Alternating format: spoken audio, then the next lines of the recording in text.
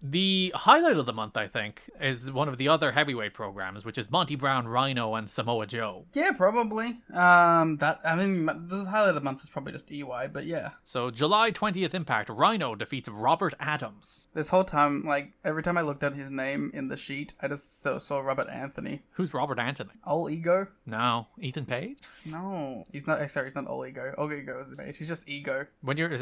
So he's like half ego? He has a percentage of ego? Listen, I don't know, man. CCW guy. I don't know him. Big ass fan. I really am. Clothesline, Gore. Rhino wins as TNA mentions that Bound for Glory will be in Detroit, Rhino's hometown. Rhino grabs a mic. Rhino says when he threw out an extreme challenge, that wasn't what he was looking for. He didn't want a nerd like Robert Adams. Joe comes out. He has that big ass bruise on his forehead from Steiner at the pay-per-view. Joe wants a good old-fashioned brawl and he wants it next week on Impact. Rhino says let's do it right fucking now, except they bleep the fucking, except they don't bleep the fucking, they miss the bleep on the fucking and you can hear the fuck. And they're pulled apart by security. I kind of appreciate it because like Joe comes out and he's like, I just talked to Cornette and we're going to wrestle next week. Yeah. Which explains why Joe's not a coward for not just fighting Rhino now and security gets to break it up. I like that small little touch. Yeah. So next week, July 27th, JB has Monty Brown. JB wants to know Monty's thoughts on Joe versus Rhino in the main event. JB, a little instigator.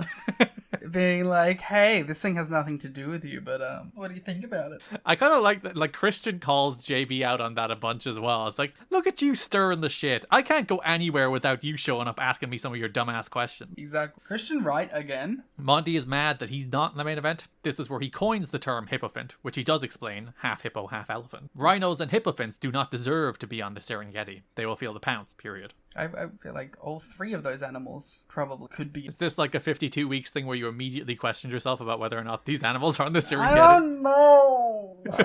But like, maybe? I would think. I've watched enough media. I haven't been to Africa. I don't know what's on the Serengeti. But I would guess hippos, elephants, and rhinos are creatures that are on the Serengeti. But like, I just don't know the specific region, you know?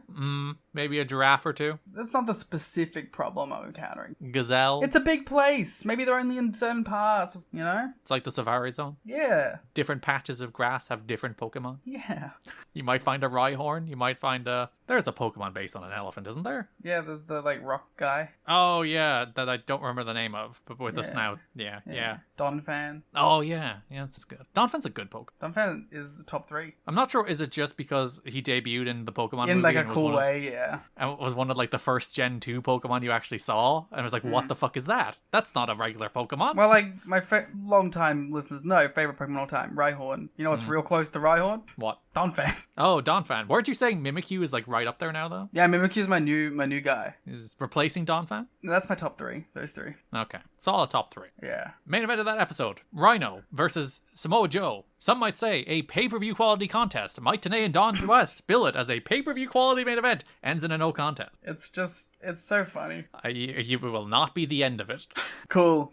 They do a prolonged standoff to Let's Go Rhino, Let's Go Joe chants. Monty comes out to watch from ringside. Crowd do a Rhino's going to gore you chant to the tune of Joe's going to kill you. These fans, they think they're funny. I think they have a pretty good track record of being funny this month, so I'll give it to them. Full Cell Arena ass. Joe takes Monty out with the dive. Rhino belly to bellies Joe on the ramp, and Joe leaves out like an expression of sound that I can only describe as 100% sincere pain. Yeah. There's like an oh, there's like oh that sucked, didn't it? It's like when Hangman took the knee breaker. He's like, Or the Jay White bump on the steps as well when they like zoom in on his face, and that was like an oh fuck, that was a bad idea. Rhino sets up a table over the tunnel. Joe gets Monty in the coquina clutch, but Rhino gores them both through the table down the tunnel. I love tunnel gores. They're cool. I said I love tunnel gores on Twitter, and then someone replied to me being like, they're not good, blah blah. It's like, why would you reply that? like, what's the point? Why would you take away my joy at tunnel gores? Why would you try to do that to me? Yeah. Cruel. August 3rd Impact, JB has Joe. He thinks Monty is jealous of Joe's success. Just like Monty's football career, he got the big spot and lost. There's been one man undefeated for 14 months, and he's going to add Rhino and Monty to his undefeated streak. I like that, like this, it feels kind of real.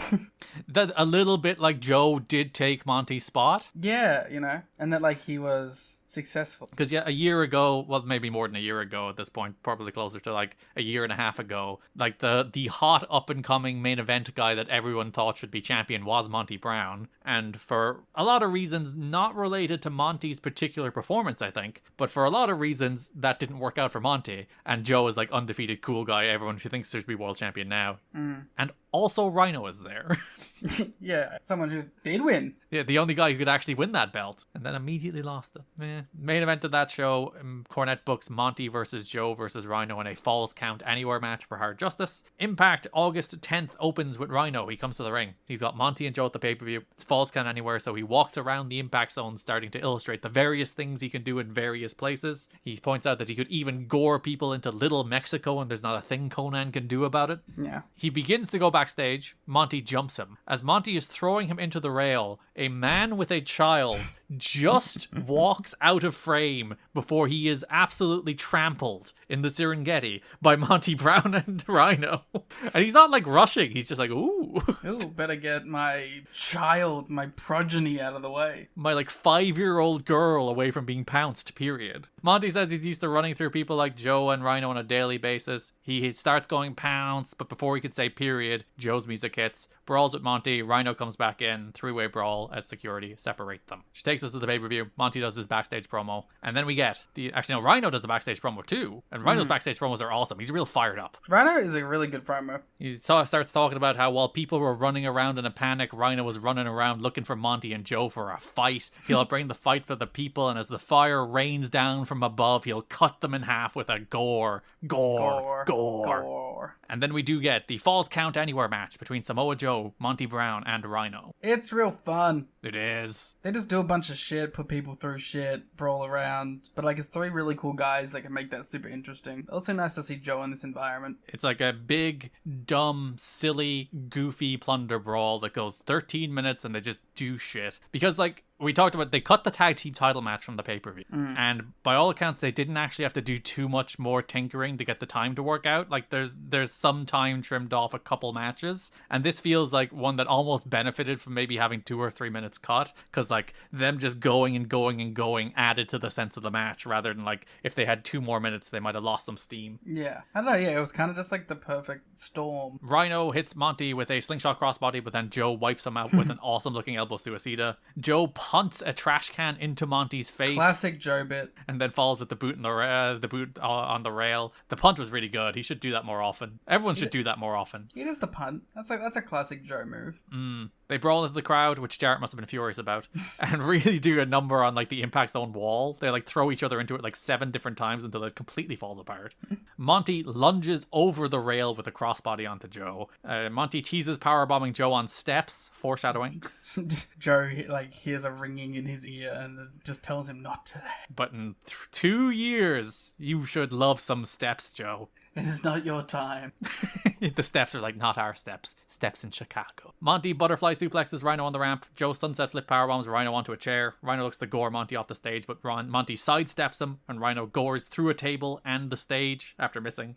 And then ST Joe's Monty off the ramp through a table below on the floor for the win. And then grabs a microphone and he's like, I came here for a fight, and whether the son of the bitch burns down or not, god damn well I got one. I like that everyone else got a promo, so Joe's like, I need one. Yeah. I wonder was that improvised? It felt improvised. Yeah, it felt like a man like feeled himself in the moment being like, fuck yeah. Yeah. And like there was all the talk about like, you know, Joe being sidetracked and Joe not feeling happy about like not being pushed into the main event spot. But I think they've like this is where Joe should be, in there with guys like Monty and Rhino. This should be the TNA Never title. It should be just big beefy men having 11-minute matches on every pay-per-view. Get Abyss in there. Whoa. With Monty Brown not signing a new contract and Rhino being booked for a match with Christian Cage at No Surrender. Hey, whoa, spoiler.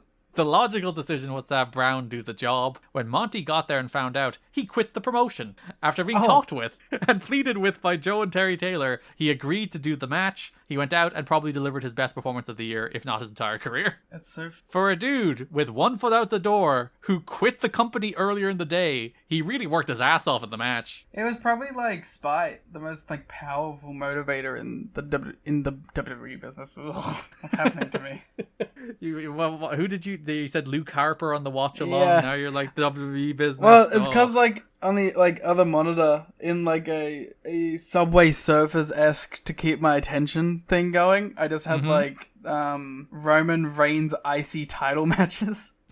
Yeah, sure. My favorite Reign. And it was him and Joe a bunch, so it was appropriate. But now I was like, WWE imagery is just stuck in my head. It's like you're the Winter Soldier being activated by a Roman Reigns Intercontinental Championship match. It's true. But yeah, whatever I was saying, it was spite, powerful motivator. And also, like, he's putting himself in the shop window. Even if he's not staying, he's like, look how good I am to the other guys. The next day at TV, both Brown and Ron Killings went to Terry Taylor and asked for their release. Monty is gone out of his contract the next month. Like, he is desperate to get out of there as fast as possible. Pissy? Because he should have won the belt 18 months ago and has languished. Yeah, ever but like, since, why is maybe? he pissy now? He should have been pissy 18 months ago. He wants to get out of doing jobs. I guess he's like probably decided he's doing now at this point. He's like, quicker I get out of here, quicker I can get there. I understand why Ron wants to leave, to be fair. I mean, like, he's just not doing it. I don't think he's on TV at all this month. Yeah. And again, in 2 years, he'll be doing the same thing as Monty, so. And much more successfully. Taylor was trying to talk both into saying, and at this point nothing is decided, but Brown is a free agent to go soon either way. When Killings asked to be released, Taylor brought up that Monty had just asked earlier in the day. Killings noted that the two of them had something in common. We will simply leave that right there. What could that be? Both guys should have won the title a lot earlier. Well, Ron won the title really fast, so that doesn't work. I don't know what it could be then. Nothing in common. Both charismatic individuals. They are, yeah. Both jacked. Both jacked motherfucker. I don't know. There was no way of knowing. Probably institutional racism. What? One of the other really fun heavyweight programs. Like, it feels really bad to pivot like that. But nonetheless,